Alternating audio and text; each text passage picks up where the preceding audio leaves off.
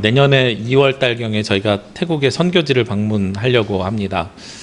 올해 표어를 보면 말씀으로 새로워지는 교회 이렇게 돼 있는데, 우리가 작년에도 교회가 새로워지기를 원했고 올해도 말씀으로 세워지는 교회인데, 그런데 교회가 이렇게 안으로 세워지면 이제는 어디를 향해서 나아가야 되냐면 세상을 향해서 나아가야 됩니다.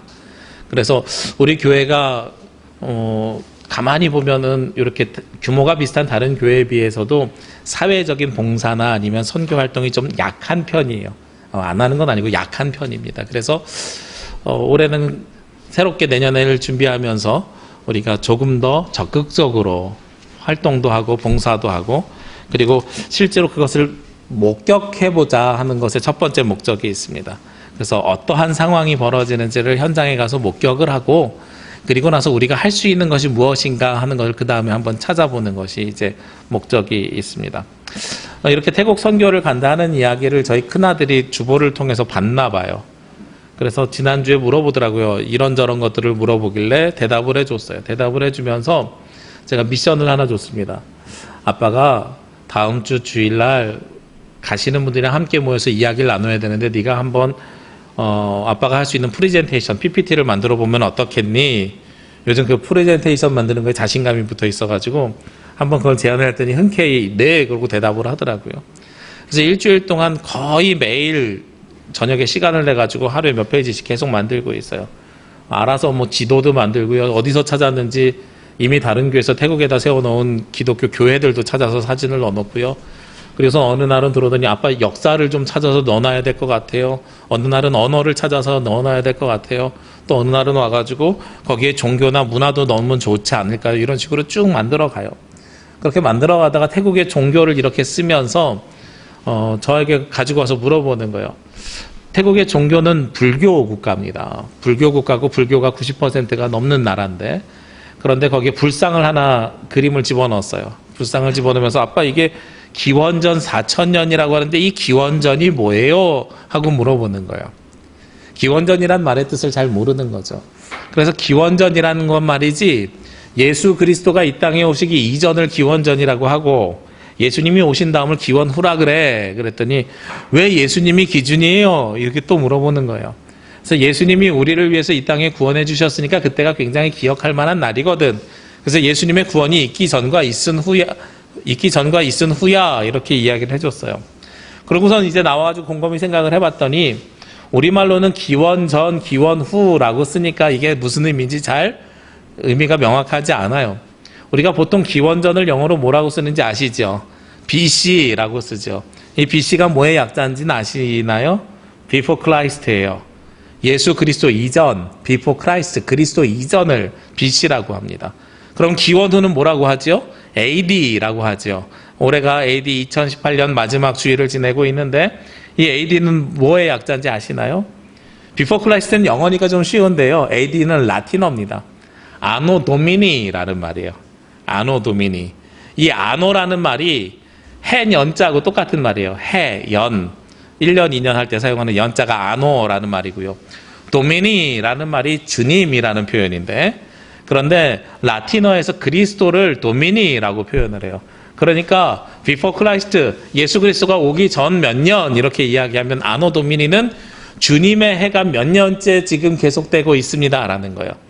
그러니까 우리가 서기라고 사용을 하는데 서양의 달력 이런 개념으로 한국에서는 가지고 온 건데요. 영어 문화권에서는 AD 2018년, 내년엔 AD 2019년이잖아요. 그러면 주님의 해가 지금 2019년째 계속되고 있습니다 라는 의미인 거예요. 그래서 그러게 영어나 라틴어 표현이 훨씬 더 정확하겠다 싶은 생각이 들었어요. 근데 이 기점이 예수 그리스도가 이 땅에 오신 거거든요. 예수 그리스도가 이 땅에 오신 것이 기준점이 되죠. 그리고 그 이전의 삶과 그 이후의 삶은 굉장히 다릅니다. 성경도 구약 성경과 신약 성경의 기준의 차이가 있는 것처럼 구약만 있었던 시대와 예수님이 오신 다음에는 신약 성경이 또 생겨나게 됐지요. 이게 어떤 차이가 있느냐? 구약에서의 메시아와 신약에서 그리스도의 차이인데, 구약에서 메시아는요 앞으로 오실 구원자예요. 앞으로 오실 구원자를 기다리는 것이 구약의 가장 중요한 신앙적인 모습이었습니다. 그래서 앞으로 우리 가운데 구원자가 오실 것이고 우리가 그 구원자가 오실 것을 기다리는 삶을 삽시다 하는 것이 구약성경의 가장 중요한 핵심 포인트입니다. 그런데 신약성경 예수 그리스도가 오신 다음에 AD의 삶을 살아가고 있는 우리들은 어떻게 삶이 변했느냐? 예수 그리스도가 이미 2000년 전에 십자가의 보혈로 말미암아 우리의 죄를 씻어주셨습니다. 예수님의 구원의 역사는 이미 시작이 된 거예요. 그런데 아직 완성이 되지 못했어요. 우리를 위해서 구원의 역사는 2000년 전에 예수 그리스도로 말미암아 시작이 됐는데, 그런데 우리는 아직 내가 그것을 영접하지 못하고 내가 아직 온전히 그리스도의 자녀 혹은 그리스도의 제자된 삶을 살아가지 못해서 우리가 그 삶을 향해서 나아가고 있는 것, 그게 바로 지금의 삶인 거죠. 굉장히 다른 거죠. 구원자를 기다리고 있는 삶과요, 예수 그리스도께서 이미 오셔서 우리를 구원해 주셨으면 우리가 알고 그 구원자의 합당한 삶을, 구원에 합당한 삶을 살기 위해서 노력하는 삶, 이것이 바로 AD의 삶이라는 거지요. 그래서 예수 그리스도 이전과 이후는 옛 것이 버려지고 새 것으로 바꿔지는 삶입니다. 지금 시기가 딱 그런 시기지요. 지난 것 그리고 앞으로 돌아올 새 것, 이것을 가늠하는 시기입니다.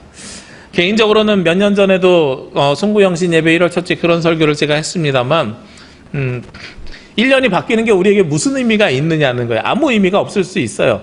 의미를 부여하지 않으면 어제와 똑같은 오늘이 있고요, 오늘과 똑같은 내일이 벌어질 겁니다. 잘 생각해 보시자고요. 오늘이 12월 30날입니다. 이틀 남았어요. 29일하고 30일하고 무슨 차이가 있습니까? 토요일, 주일 말고 다른 차이가 없어요, 사실은. 그죠? 그리고 30일이랑 31일이랑 내일이랑 차이가 없어요. 그리고 1월 1일이 되면 우리가 그냥 굉장히 커다랗게 변합니까? 2019년이 맞이하니까 우리의 외모도 확 바뀌고 아이들도 키가 훌쩍 크고 뭐 이렇게 1년이 한 살 더 먹었다고 해서 우리가 확 변합니까? 그러지 않아요. 12월 31일이랑 1월 1일은요 정말로 별로 차이 없는 하루를 보내는 날입니다. 다만 우리의 마음가짐만 새롭게 하는 거죠. 제가 그걸 언제 경험했냐면 2000년 밀레니엄 때 아주 절실히 경험했어요. 우리가 1999년에서 2000년으로 넘어갈 때 밀레니엄이 온다 그래서요, 시한부 종말론 등장했고요, 2000년이 바뀌면 무슨 지구에 큰일이 날 줄 우리가 알고 있었고요, 그리고 당시에 노스트라다무스 예언도 굉장히 유행했고요. 그런데 실제로 벌어진 일이 뭐가 있습니까? 별일 없어요. 뭐 사회적으로 벌어진 일이라고 하면 그나마도 스마트폰이 생겨나서 혁신이 일어난 거, 뭐 이런 식의 기계의 혁명이 일어났을지 몰라도 날짜가 1900년대에서 2000년대로 바뀌었다고 해서 우리 삶에 큰 변화가 일어나지 않는 거예요. 우리의 인생은 그렇게 큰 변화 없이 살아갑니다. 그래서 서서히 바뀌어가는 것이 우리들의 삶입니다. 그렇게 큰 변화가 일어나지 않지만 여러분들이 분명히 기억은 하실 겁니다. 2000년도와 지금 2018년도의 여러분들의 모습과 외모와 외양은 많이 다르죠. 저만 해도 엄청나게 차이 납니다. 일단 체중이 차이가 나고요, 그때 사진을 보면 그 모습 자체가 너무나도 차이가 나요. 그런 것처럼 지나고 보니까 우리가 변화가 일어난 것이지 그 변화는 굉장히 서서하게 이루어져 가는 것입니다. 예수 그리스도 당시에 살던 사람들도 아마 비슷했을 것 같습니다. 예수님을 알지 못했던 사람, 구원을 알지 못했던 사람들도 천천히 변화가 일어났었겠지요. 그런데 그것을 우리가 2000년이 지난 다음에 목격했을 때는요, 예수 그리스도의 십자가의 사건은 변화가 아니라 거의 혁명에 가까운 일입니다. 시스템과 구조 자체를 바꿔버렸거든요. 전에는 시스템과 구조가 예수님을 기다리는 삶이었는데 예수 그리스도의 구원의 감격을 경험하고 그 예수 그리스도를 쫓아서 따라서 살아가는 삶으로 완전히 바뀌었잖아요. 신앙생활의 모습과 목적과 방향성이 완전히 전환된 것이거든요. 그러니까 그건 변화가 됐다고 이야기하는 것보다 변혁이 이루어졌다 하는 것이 더욱더 맞다라는 거예요. 제가 오늘 말씀의 제목을 정하면서 삶의, 예수 그리스도로 인한 삶의 변화가 아니라 변혁이라고 정했습니다. 변혁과 변화는 차이가 있더라고요. 그래서 변혁으로 마지막에 단어를 바꿨는데요. 변화는 서서히 바뀌어져 가는 것이 변화입니다. 우리 인간의 외모를 보면 잘 알 수 있습니다. 내 몸은 점점 늙어가고 있어요. 그런데 하루가 지난다고 해서 확 늙어지진 않아요. 근데 몇 개월 사이에 보면 주름이 더 늘어나 있고 살이 더 처져 있고 시간이 지나니까 알게 되는 것이 변화지요. 그럼 변혁은 어떤 것입니까? 변혁은 급하게 변하는 겁니다. 그리고 구조와 시스템이 바뀌는 것이 변혁입니다. 영어로 보니까 변혁이 레볼루션이라고 돼 있어요. 혁명이란 단어하고 똑같이 사용되고 있어요. 그러니까 이전의 시스템과 구조를 버리고 전혀 새로운 것으로 바뀌게 되는 것, 이것이 바로 변혁이에요. 우리가 요맘때 되면 많이 암송하는 성경 구절이 있습니다. 고린도서 5장 17절 말씀이에요. 그런즉 누구든지 그리스도 안에 있으면 새로운 피조물이라. 보라 이전 것은 지났으니 보라 새 것이 되었도다. 이전 것은 지나고 보라 새 것이 되었는데, 그런데 그것이 어떻게 벌어지는 겁니까? 이거 변화로 이루어지는 거예요? 아니에요.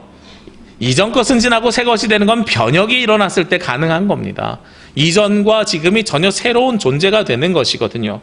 오늘 말씀 앞에 있는 골로새서 3장 8절과 9절 말씀에도 동일한 일을 합니다.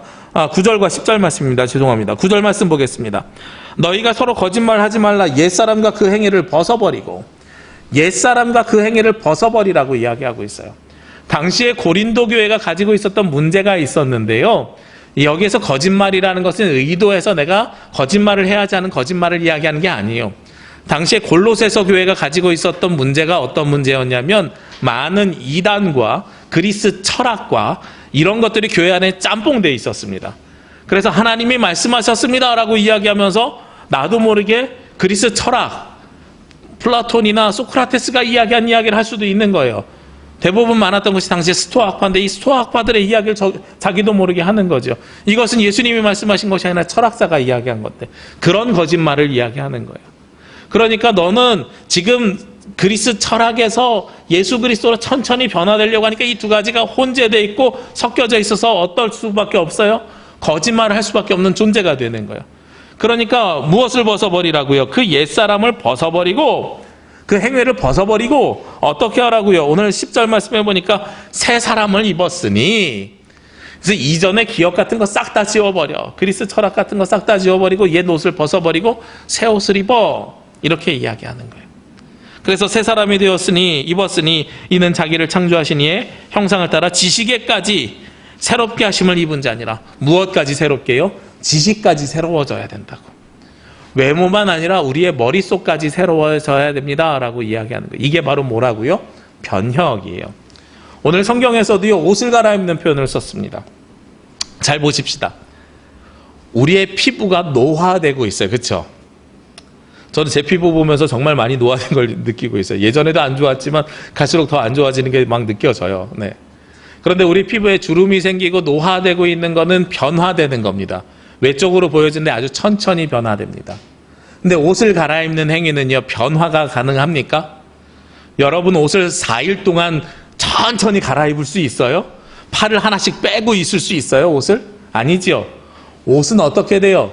들어가서 그냥 싹 갈아입고 1분, 2분 만에 나와야 되는 거죠, 옷은. 그게 바로 옷을 갈아입는 거죠.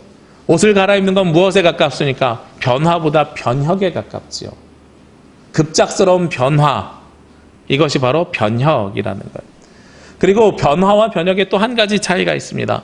변화는요, 마음속의 변화보다 외적인 변화에 치중되어져 있습니다. 그래서 서서히 변화되는데 우리의 마음은 서서히 변화되는 걸 잘 알 수가 없어요. 마음속으로 변화가 되는 것은 어떻게 되냐면 어느 순간에 보니까 확 바뀌어져 있는 것을 경험할 때 알게 되는 거예요. 그렇죠? 내가 마음속으로는 천천히 변화되고 있어요. 이렇게 이야기하는 것이 외적으로 드러나지 않아요. 외적으로 드러나는 것은 어느 한순간에 확 바뀌었을 때 드러납니다. 이게 뭐예요? 변혁이에요. 제가 우리가 인생이 내적인 부분들은 변화되기가 쉽지 않다는 것을 언제 경험했냐면 책을 읽으면서 경험을 했어요. 제가 대학교 다닐 때 교수님들이 레포트 쓰라고 책을 좀 한 7, 80페이지짜리 책을 읽는데 굉장히 힘들어요. 저는 한 2-3시간을 읽어도 다 못 읽어요. 근데 우리 대륜교회 김대원 목사님이나 종달교회에 있었던 이지성 목사님 동기생들이거든요. 도서관에서 같이 책을 읽기 시작하면 1시간이면 그 친구들은 30분 만에 책 다 읽고 레포트까지 다 쓰고 나가서 놀아요. 그러니까 이게 너무 이해가 안 되는 거예요. 나는 2시간이 넘도록 책을 다 읽지도 못했는데 어떻게 1시간 안에 레포트까지 다 쓰고 나가지? 저 사람들 대충 쓰는 건가? 아니에요. 나중에 점수 받는 거보다 저보다 훨씬 점수가 좋아요. 그러니까 대충 쓰는 거 아닌 것 같아요. 근데 요즘은요, 그 두 분 목사님보다 제가 읽은 책이 훨씬 수가 많아요. 매주 읽는 양도 제가 훨씬 더 많아요. 어느 날 제가 깨닫고 알게 됐어요. 뭘 깨닫고 알게 됐냐면 처음에 책을 읽을 때는요, 제가 원래 이과 출신이라서 문과 쪽으로 갈 생각을 안 하다가 목회를 하고 싶어서 신학을 하려고 문과 쪽으로 시험을 쳐서 대학을 들어갔거든요. 그러다 보니까 제가 대학교 1, 2학년 때 무슨 말을 입에다 달고 살았냐면, 나는 책 읽고 레포트 쓰는 것보다 수학 문제 푸는 게 더 편해, 이런 얘기를 입에다 달고 살았단 말이죠. 그러니까 저 같은 사람이 책을 읽으려니까 이해가 되지 않아서 하나씩 꼼꼼히 책을 읽다 보니까 시간이 오래 걸려요. 그런데 어느 날 책 읽는 훈련이 다 된 다음부터는요, 제가 책 읽는 훈련도 됐지만 또 뭐가 있냐면 그동안에 읽어놓은 책들이 많잖아요. 그러니까 요즘은 책을 보면 이 책의 내용이 예전에 무슨 책에 뭐와 무슨 책에 뭐와 무슨 책에 뭐하고 머릿속으로 쭉 연결이 돼요. 그러니까 갈수록 읽는 시간이 빨라지는 거예요. 이것은 성경을 보는 것도 마찬가지입니다. 저희가 신학교 입학할 때요, 1월 달이면은 학교에다가 가둬놓습니다. 학생들을 기숙사에다 가둬놓고요, 강의실 하나에 딱 오픈해놓고 밥 주고 새벽 5시부터 밤 10시까지 뭐만 시키냐면 성경만 읽게 시켜요. 그래서 4박 5일 동안 성경 창세기부터 요한계시록까지 쭉 일독해야 집에 갈 수 있어요. 그거 못하면 졸업을 안 시켜요. 그래서 성경을 일독을 억지로라도 하는데, 그렇게 성경 일독해봐야 제 머릿속에 남는 게 하나도 없더라고요. 근데 제가 부목사를 시작하면서 새벽 예배를 고정으로 설교를 하기 시작하면서 어느 날 그런 생각이 드는 거예요. 이거 매주 본문 정하기 굉장히 어려운데, 매주 본문 내가 오늘은 뭐하지 내일은 뭐하지 이러지 말고 그냥 부목사 시절에 훈련받는다는 생각하고 창세기부터 요한계시록까지 설교를 한번 쫙 다 해봐야 되겠다. 그래서 복음서로부터 시작해서 서신서하고 구약성경하고 예언서하고 쭉 다 해가지고요, 제가 정확하게 창세기부터 요한계시록까지 새벽 예배를 통해서 전체 본문 시편 몇 편을 제하고 설교를 다 한 다음에 담임 목사 나왔어요. 근데 설교를 다 해보니까 성경이 보이는 게 달라져요. 이게 그냥 읽는 거하고 설교를 다 해보는 게 다르더라고요. 처음에 봐 나갈 때는 제가 성경을 보는 관점이 달라지는 줄 몰랐어요. 그런데 전체를 한번 다 꿰고 나니까 확 달라진 게 보여요. 이게 바로 변화와 변혁의 차이예요. 이 이야기를 누가 더 자세하게 하냐면 백지연 아나운서 기억 혹시 하실지 모르겠어요. 예전에 MBC의 간판 아나운서였던 백지연 아나운서가 한 종합방송 채널에서 인터뷰를 하는 프로그램을 진행했었나 봐요. 저는 그 인터뷰를 못 봤는데 그 인터뷰한 사람들을 보고 느낀 것을 책으로 낸 책만 봤어요. 그 책이 크리티컬 매스라는 책이에요. 이 크리티컬 매스라는 책을 냈는데 이 책이 그런 내용입니다. 먼저 크리티컬 매스가 무슨 뜻이냐면 임계질량이라는 뜻이에요. 이 임계질량이 좀 어려운 말인데, 물리학에서 쓰는 말인데, 화학이랑 어떤 뜻이냐면 일정한 양이 있어야 그 고유의 성능을 행한다. 예를 들면 화약을 만들 때 화약의 양이 조금해서 불을 붙인다고 해도 불이 붙지 않아요. 폭발이 일어나지 않아요. 화약은 일정량 정도가 돼야 폭발을 할 수가 있어요. 그래서 이걸 크리티컬 매스라고 하는 거예요. 이 폭발을 할 수 있는 양. 그래서 아무리 많이 담아놔도 그 양이 되지 않으면 폭발이 되지 않는 거죠. 좀 쉽게 설명을 드리면 여러분 성냥 기억하시면 됩니다. 성냥의 끝에 유황이 작으면은요, 아무리 이걸 켜도 안 켜집니다. 그런데 이게 많은 거지잖아요. 앞에가 도톰해서 이렇게 잘 있는 걸 가지고 한번 탁 키면 성냥이 켜지지요. 그 임계질량이 있어야 폭발을 할 수 있다 하는 것이 크리티컬 매스예요. 이 백지연 아나운서가 세상적으로 성공을 했다는 많은 사람들을 만나봤더니 이 사람들이 성공은 천천히 한 단계씩 이렇게 성공을 하지 않았더라 하는 거예요. 자기 분야에 대해서 지루할 만큼 변화가 없어도 꾸준히 그 일을 했다고 하는 거예요. 남들이 다 이 정도 하면 됐지 뭐하러 더 해 하고 포기할 때까지 끝까지 붙잡고 있었대요. 그러면서 1%만 더, 한 걸음만 더, 모두가 다 포기할 때도 그것을 붙잡고 있었더니 어느 날 여기에 남들이 쫓아올 수 없는 전문가가 돼서 세상 사람들에게 알려지기 시작하더라. 그러니까 그래프가 어떻게 올라가요? 우리의 인생 그래프가 변화가 천천히 일어나는 이러한 변화가 일어나는 게 아니라 가만히 이렇게 진행되다가 갑자기 확 올라가는 그래프가 만들어지는 거예요. 그게 바로 크리티컬 매스라는 거예요. 이 크리티컬 포인트는 온도를 이야기하거든요. 물의 끓는 점, 임계점이라고 하는데 그게 크리티컬 포인트, 비슷한 개념이죠. 물이 물로 가만히 있어요. 그러다가 수증기로 바뀔 때 언제 바뀌어요? 100도씨가 될 때 바뀌죠. 이걸 크리티컬 포인트라 그래요. 우리가 계속 꾸준히 노력하는데 아무런 변화가 일어나지 않아요. 그런데 크리티컬 매스가 모여지는 그 순간에 폭발을 하는 것처럼 우리의 삶도 변혁이 일어날 때는 그렇게 해야 변혁이 일어난다는 거죠. 나 내일부터 변혁해야지 한다고 변혁이 됩니까? 내일부터 나는 전혀 새로운 다른 삶을 살아야지 한다고 다른 삶을 살아지냐고요? 아니에요. 아까 말씀드렸던 것처럼 어제와 오늘이 별로 차이가 없어요. 오늘과 내일이 별로 차이가 없어요. 아주 작은 변화들이요, 지루할 만큼 작은 변화들이 나중에 어느 순간에 우리에게 변혁을 가지고 온다고요. 그거를 기대하면서 살아가는 것이 우리 신앙생활 그리스도인들의 모습이라는 거예요. 오늘 성경에서는 우리에게 새 옷을 입으라고 이야기하거든요. 나 내일부터 새 옷 입고 새 사람 되고 싶어 한다고 해서 새 사람이 될 수 있냐는 거죠. 절대로 그러지 않아요. 보통 요 정도 되면 이제 무엇을 생각하냐면 2019년 새로운 한 해를 계획합니다. 새로운 한 해를 계획하면서 여러분들 꿈을 꾸면서요, 무엇을 할지 고민을 하실 거예요. 신앙적으로는 내년부터는 기도를 좀 더 열심히 해볼까? 아니면 성경을 다시 한번 또 시작해볼까? 늘 알지만 우리가 성경책은 어디만 이렇게 달아 있어요? 창세기, 그리고 마태복음. 마태복음 읽다가 끝나거나 아니면 뭐 많이 읽으면 요한복음까지. 창세기 읽다가 끝나거나 아니면 많이 읽으면 출애굽기까지. 우리가 항상 그렇게 끝이 나잖아요. 그런데 이거를 변화가 일어나지 않아도 꾸준히 끝까지 한번 달려가 보는 사람들, 그 사람들이 무식한 것 같지만 그 사람들이 갑자기 변혁이 일어나는 조건을 갖추게 된다는 거죠. 그래서 오늘 성경에서는요, 그 변혁이 일어나야 된다고 이야기합니다. 새 사람을 입은 사람들이 어떤 사람입니까? 오늘 본문으로 돌아오니까요. 그러므로 너희는 하나님이 택하사 거룩하고 사랑받는 자처럼, 하나님으로부터 선택받고 거룩하고 사랑받는 자처럼 살으라고 오늘 이야기하고 있어요. 이들이 새 사람, 새 옷을 입은 사람들의 모습이거든요. 그러면 새 사람, 새 옷을 입은 사람들은 어떤 것들이 갖춰져야 되는가?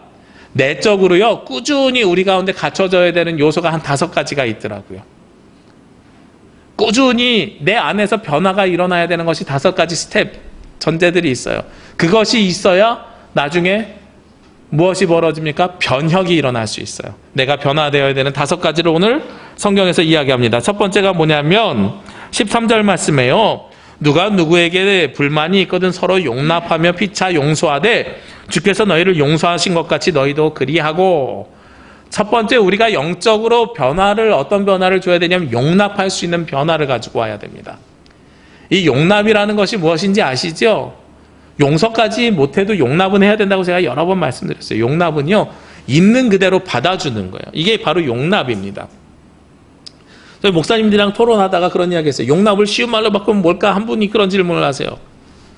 그래서 글쎄요, 용납 말 그대로 그냥 있는 그대로 봐주는 거 아닌가요? 그랬더니 쉬운 말로 바꾸면 꼴을 봐주는 거래요. 꼴을. 우리가 꼴 보기 싫다 그러죠. 어떤 사람을 꼴 보기 싫다 그럽니까?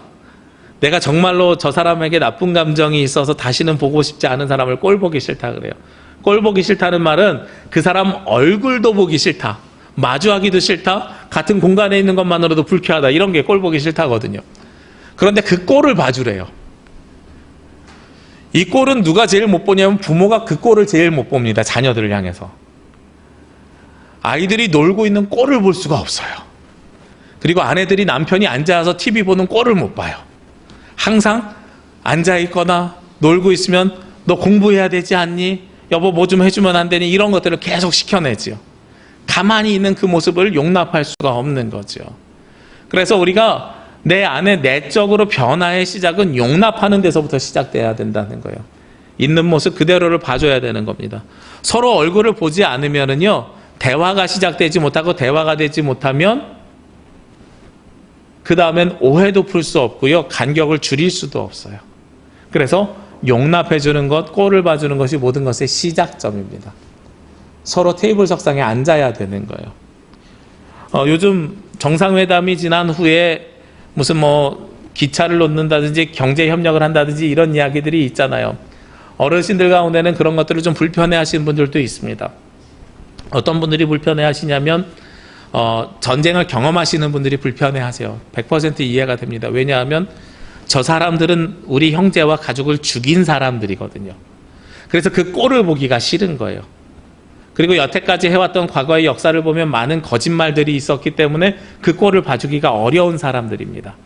그런데 그럼에도 불구하고 다음 단계를 넘어가려면 있는 모습 그대로, 지금 하는 모습 그대로, 그것이 거짓말인지 아닌지 잘 모르겠지만 그냥 용납해야 되는 거예요. 설사 그들이 나중에 배신을 할지라도 지금은 용납해야 다음 단계로 갈 수 있는 기회가 있는데, 용납하지 않으면 기회조차 잃어버리게 되는 거죠.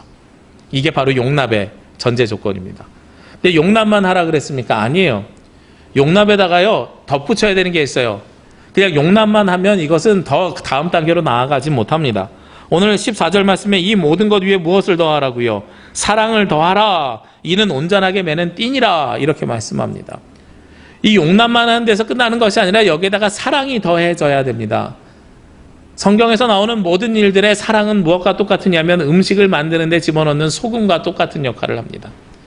사랑이 들어가지 않으면 음식을 했는데도요, 사람이 영양가 있고 좋은 음식인 건 아는데 밍밍하고 맛이 없어서 많이 먹지 못하는 음식이 되는 거예요.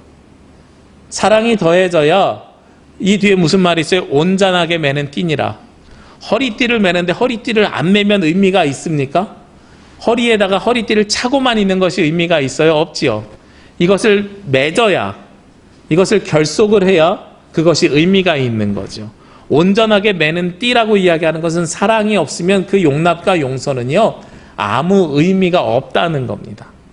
그래서 용납 위에 사랑을 더해야 됩니다. 거기에서 끝나는 게 아니죠.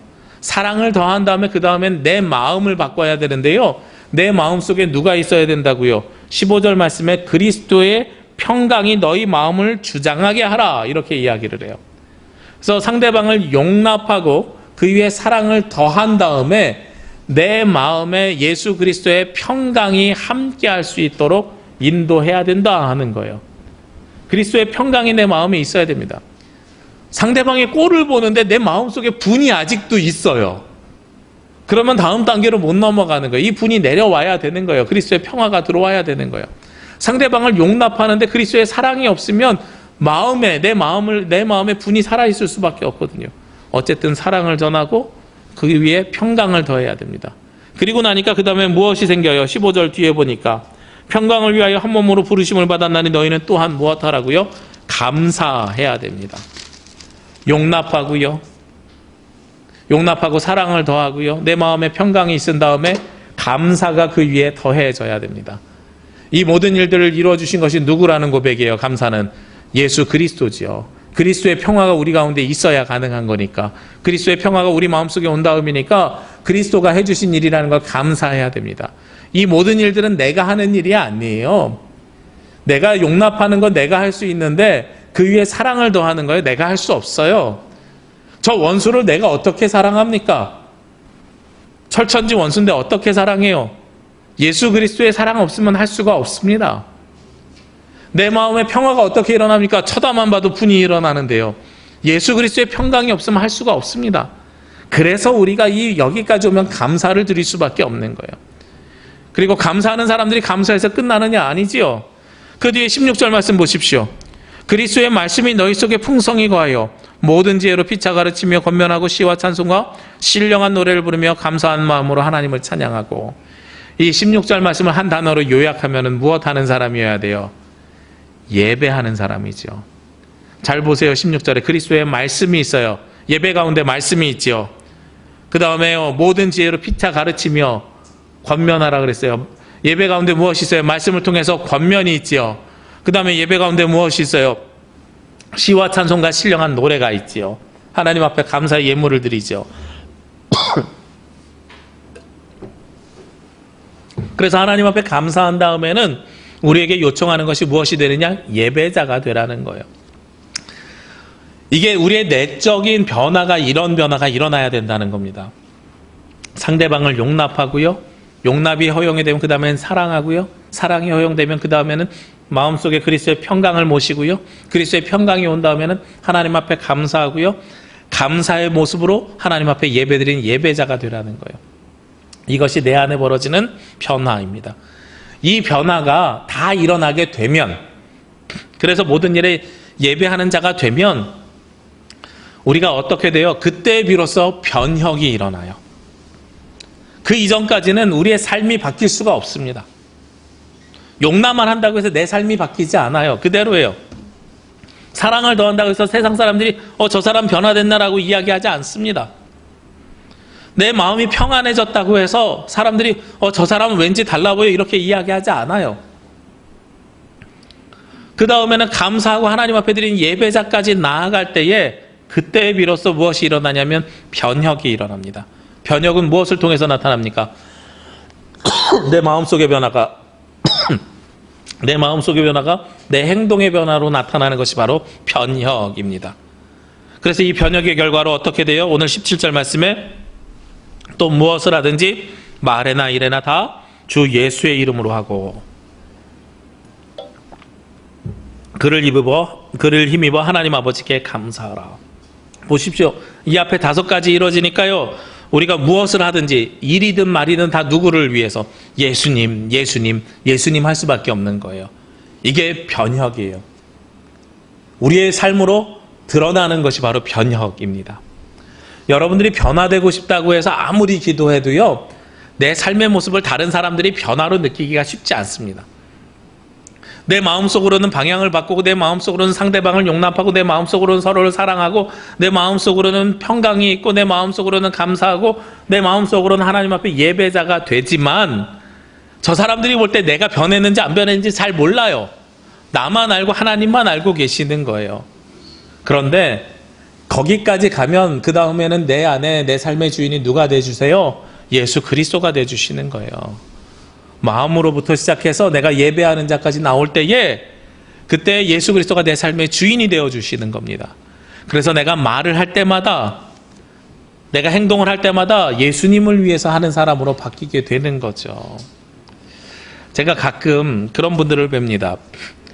무슨 큰일이 생길 때, 이렇게 깜짝깜짝 놀란 일이 생길 때마다 아버지 이런 분들이 계세요. 아니면 깜짝 놀랄 일이 생길 때마다 길을 걸어가다 갑자기 고향에 튀면 아이고 주여 이런 분들이 계세요. 네. 말로는 그분들이 주님과 아버지를 찾는데 아이고 주여 하고선 깜짝 놀랐는데 고향이니까 그 다음엔 욕이 나와요. 이게 삶이 변했어요? 안 변했죠. 그런 변화는 차라리 안 하는 게 낫죠. 왜 안 변합니까?